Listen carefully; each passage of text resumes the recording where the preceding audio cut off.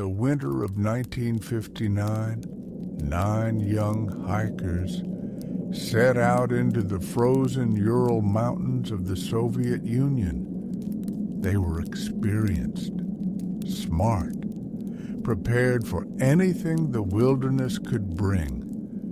But within 2 weeks, they would all be dead, and no one would ever truly understand why. When rescuers finally reached their campsite, they found the tent half buried in snow. It wasn't collapsed by wind or avalanche. It had been cut open from the inside. Inside, everything was in order. Boots neatly lined up, jackets folded, food untouched. It looked as if they had simply stepped outside into a deadly blizzard, barefoot, half naked, in minus 30 degrees. Something had terrified them. Days later, the search teams began finding the bodies. The first 2, beneath a tall cedar tree, barefoot, their fingers frozen to the bark, as if they had tried to climb away from something. Nearby, another group, lying face down in the snow, eyes missing, tongues gone, ribs shattered, but no external wounds, and their clothes were radioactive, as if something had burned them from the inside. The last 4 bodies were discovered months later, buried deep beneath the snow. One woman held a friend's jacket, her chest crushed inward as if hit by a force no human could make. No animal tracks, no footprints, no sign of struggle, just silence and snow, slowly covering what was left. The investigation concluded that a compelling natural force was to blame, but no one could explain why the tent was cut open from within, why some ran barefoot into the storm, or why their bodies glowed faintly under ultraviolet light. Years later, the case was quietly closed, documents sealed, witnesses silenced, and the mountain renamed the Dyatlov Pass. But locals still whisper, when the wind howls through the pines, you can hear voices, footsteps, the faint echo of a woman crying in the snow. Some say it was radiation. Others, a secret Soviet weapon. Some even speak of lights in the sky that night. No one knows for sure. All we know is this: whatever happened on that mountain, it never truly left. It still lingers, buried beneath the snow, waiting for someone else to find it. For decades, the Dyatlov Pass remained silent. Snow buried the truth, and time erased the names. But silence doesn't mean peace. In the late 1990s, a group of Russian researchers returned to the mountain.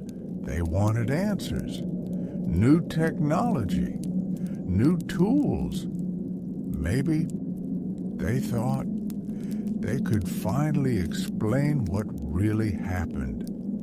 They never imagined what they were walking into. Their base camp was set just a few kilometers away from where the original hikers died.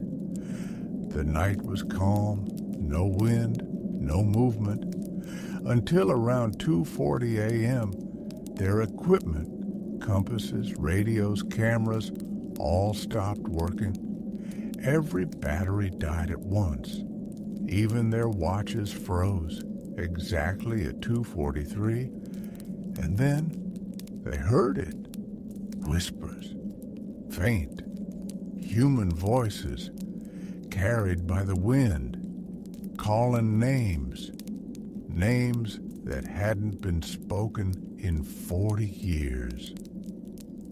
At dawn, they found strange footprints near the tents, bare human feet, no shoes, no signs of melting, as if they were burned into the snow itself.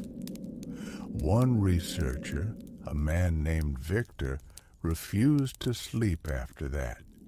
He claimed he saw shadows walking uphill against the wind, and then he vanished.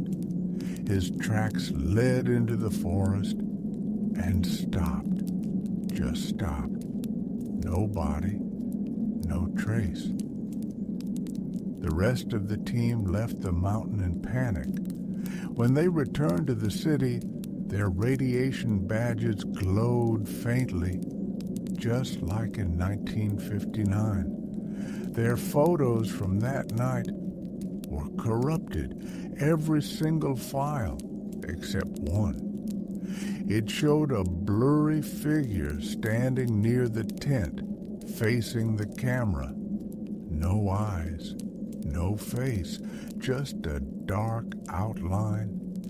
Experts said it was a glitch, but one investigator, he swore he could see something else. He said it looked like a woman, and in her hand she was holding a torn piece of old Soviet canvas, the same material used for the original Dyatlov tent. In 2013, another expedition tried again.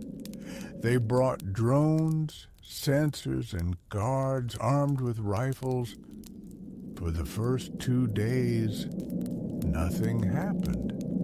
Only snow and wind. But on the third night, their motion sensors triggered. Something moved around the camp.